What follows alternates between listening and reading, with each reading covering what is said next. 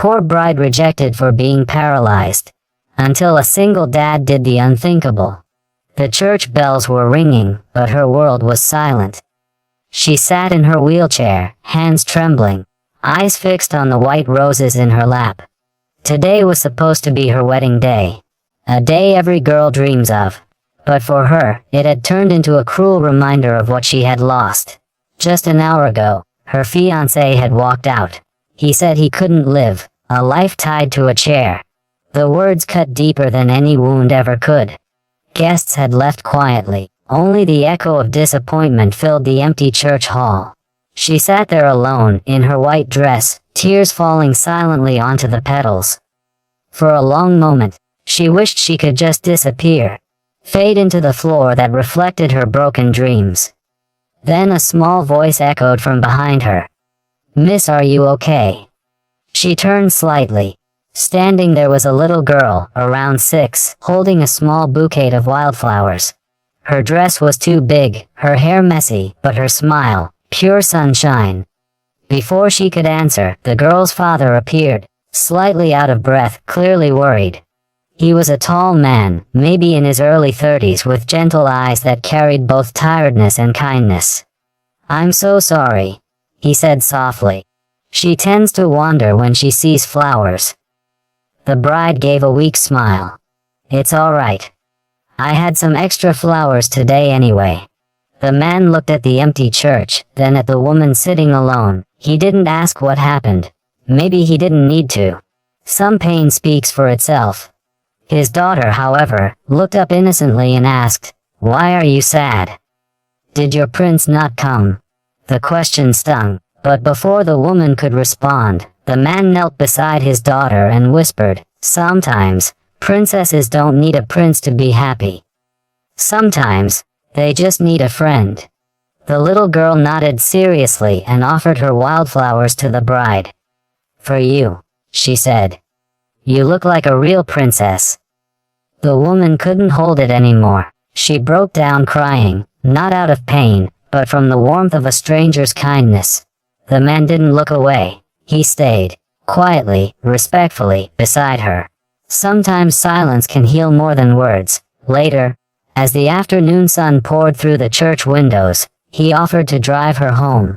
She hesitated, embarrassed. But he simply smiled and said, "Everyone deserves to go home with dignity."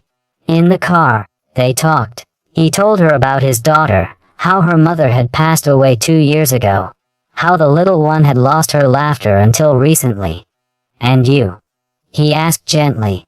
She told him about the accident, the endless therapy, the man she thought would stand by her forever.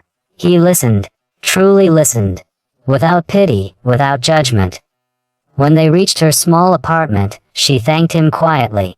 But as he helped her out of the car, his daughter tugged his sleeve. "Dad, can we invite her to dinner? She looks lonely." The man looked surprised, then smiled. "Only if she says yes." That evening, she found herself sitting at a small kitchen table with a little girl who insisted on saying grace before eating pizza.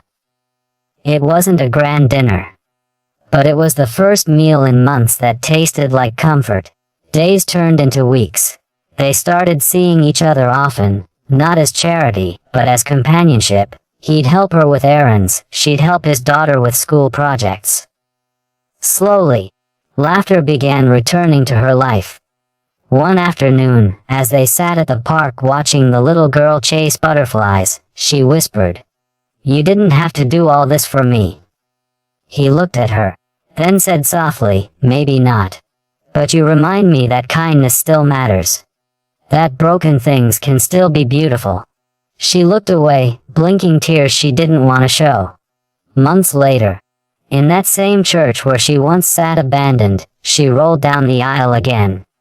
But this time, not in sorrow. And as the guests rose to their feet, the little girl ran ahead, scattering flower petals and shouting, "Mom looks so happy." The man waiting at the altar smiled, his eyes full of quiet pride. The woman in the wheelchair took a deep breath. Her hand still trembled, but her heart was steady. Because this time she wasn't being chosen out of pity. She was being loved for her strength, and the man beside her had done the unthinkable. He had turned her pain into purpose, her brokenness into belonging. The ceremony ended, but no one moved for a moment. There was something sacred in the silence, the kind that doesn't need applause. As the couple stood together, his hand resting gently on hers, the light from the stained glass window fell across them, painting their faces in soft colors. For the first time in years, she felt whole. Not because she could walk again, but because she was finally seen.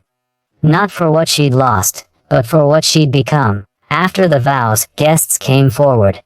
Some from his side, some from hers.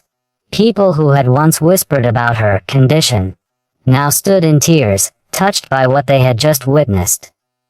Outside the church, a small crowd of onlookers had gathered. They hadn't known her story, but they could feel it. The sight of a man standing proudly beside a woman in a wheelchair, smiling as though he'd just married a queen, said everything words couldn't.